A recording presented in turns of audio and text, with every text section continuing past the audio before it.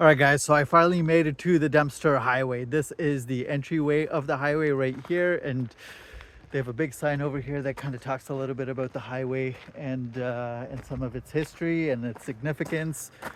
The highway basically just starts right here, and this is the highway that goes all the way up to the Arctic Ocean, with a couple of stops in between and a couple of cities. The very first city that I'll probably try to stop at is called Eagle Plains.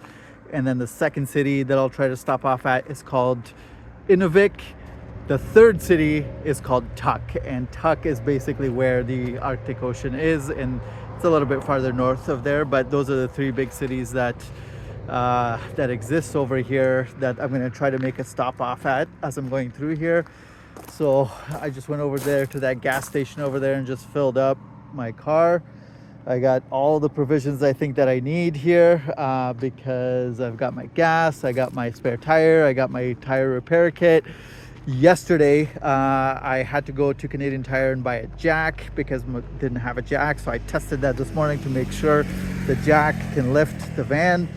I also bought a tire inflator because the car doesn't come with a tire inflator apparently, because it doesn't even come with a spare or anything else. It just has a tire repair kit that has its own inflator, but I can't use that to actually inflate the tire if something goes wrong. I can only use it to do the seal and repair at the same time. So that's kind of where we're at right now.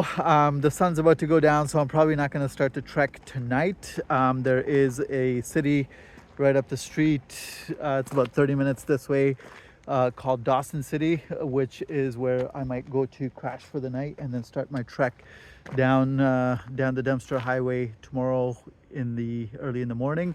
One of the things I'm going to have to do tomorrow is to air down the tires here, because these tires are about 35 to 38 psi regularly, depending on whether they're cold or warm.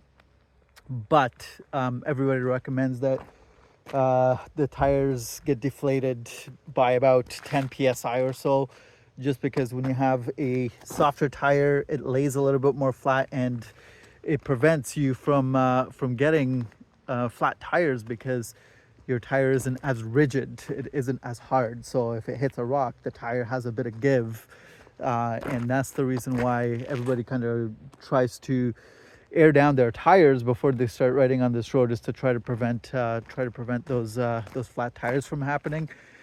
But yeah, finally made it. It's been many days. I didn't record any videos when I was out in White Horse and a bunch of other places, because I just wanted to relax and take it easy. But now that I'm here right at the highway that takes us up to the Arctic, I thought I'd put something together and post it.